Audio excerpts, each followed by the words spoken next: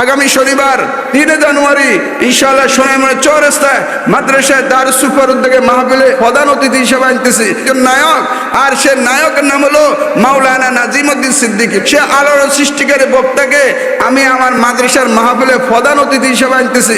একজন নায়ক আলেম হয়েছে, আশ্চর্যের বিষয় না? এটা সহজে কেউ বিশ্বাস করবো? নায়ক কেন 12 বছর চিত্র জগতে 12 বছর নায়ক আছিল, সে কিভাবে আবার আলেম হয়? সে কিভাবে সারা বাংলাদেশে আবার হেদায়েতের বয়ান করে? কুয়াকাটা হুজুরের বয়ানে হেদায়েত প্রাপ্ত হয়েছে একজন নায়ক, আর সে নায়কের নাম হলো মাওলানা নাজিমউদ্দিন সিদ্দিকী। সারা বাংলাদেশে এখন বয়ান করে, কাঁদে আর কাঁদে। আর সে বক্তাকে আমি আলহামদুলিল্লাহ 3 তারিখে আমাদের সোনাইমুড়ি ছাত্র ভাইয়া রোড সোনাইমুড়ি চৌরাস্তা আমার মাদ্রাসায় দারুস সুফার উদ্যোগে এই জানুয়ারির 3 তারিখে সে আলোর সৃষ্টিকারী বক্তাকে আমি আমার মাদ্রাসার মাহফিলে প্রধান অতিথি হিসেবে আনতেছি।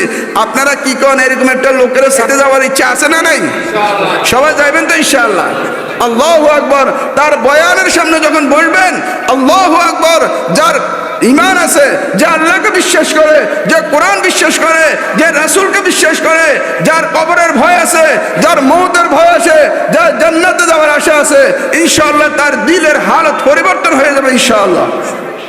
এর জন্য আগামী 3 জানুয়ারি আগামী শনিবার ইনশাআল্লাহ সোনাইমুড়ি চৌরাস্তায় মাদ্রাসায় দারুস সুফার উদ্যোগে মাহফিলে আরো বড় বড় অনেক বুজুর্গানে দিন কারি মঞ্জুর বিন মুস্তাফা সহ অনেক বড় বড় আলেম, চলো আমরা সবাই যাব।